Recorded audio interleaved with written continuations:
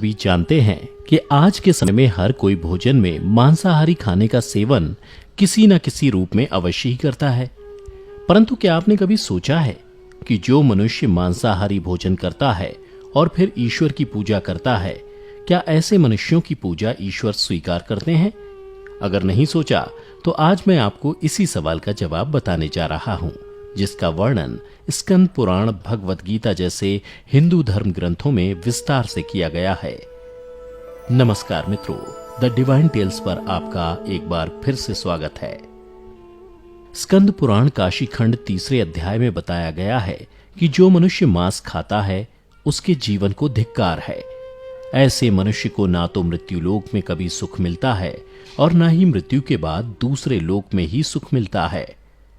साथ ही स्कंद पुराण में एक प्रसंग का और भी वर्णन मिलता है, जिसके अनुसार जब एक बार सभी देवतागण काशी पहुंचे तो उन्होंने देखा कि वह व्याघ्र अर्थात बाघ जैसे हिंसक पशु भी वहां घास पात खा रहे हैं। साथ ही स्कंद पुराण में यह भी बताया गया है कि अगर भूख से किसी प्राणी की मृत्यु होने को हो तो भी उसे मांस नहीं खाना चाहिए। इतना ही नहीं, स्कंद पुराण के अनुसार भगवान शिव उन लोगों की भक्ति अथवा पूजा कभी स्वीकार नहीं करते जो मांस या मदिरा का सेवन करते हैं। स्कंद पुराण के अलावा वराह पुराण में भी इस बात का वर्णन मिलता है, जिसके अनुसार भगवान विष्णु के वराह अवतार पृथ्वी देवी के पूछने पर कहते हैं कि जो मनुष्य मांस का भक्षण करता है, मैं ना तो उसकी पूजा ही स्वीकार करता हूँ और ना ही उसे अपना भक्त मानता हूँ। साथ ही भगवान विष्णु के वराह अवतार पृथ्वी देवी से यह भी कहते हैं कि जो मनुष्य मछली या दूसरे पशु के मांस का सेवन करता है, मेरे लिए उससे बड़ा अपराधी और कोई भी नहीं। इसके अलावा गीता में भगवान कृष्ण ने भी बताया है कि मनुष्यों को क्या खाना चाहिए और क्या नहीं। भगवान कृष्ण के अनुसार मांस एक तामसिक भोजन है, जिसके सेवन से बुद्धि क्षीण होने लगती है और मनुष्य अपनी इंद्रियों पर से नियंत्रण खो देता है।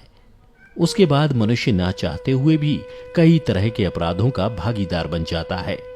और ऐसा मनुष्य जब मेरी पूजा करता है या मुझे याद भी करता है तो मैं उसके पास नहीं जाता। साथ ही गीता में भगवान श्री कृष्ण कहते हैं कि मांसाहार भोजन राक्षसों के लिए है, ना कि इंसानों के लिए। गीता में भगवान श्री कृष्ण ने आहार को 3 वर्ग सत्व, रज और तम में विभाजित किया है, जिसके अनुसार सात्विक आहार आयु को बढ़ाने वाला, मन को शुद्ध करने वाला, बल, बुद्धि, स्वास्थ्य और तृप्ति प्रदान करने वाला होता है।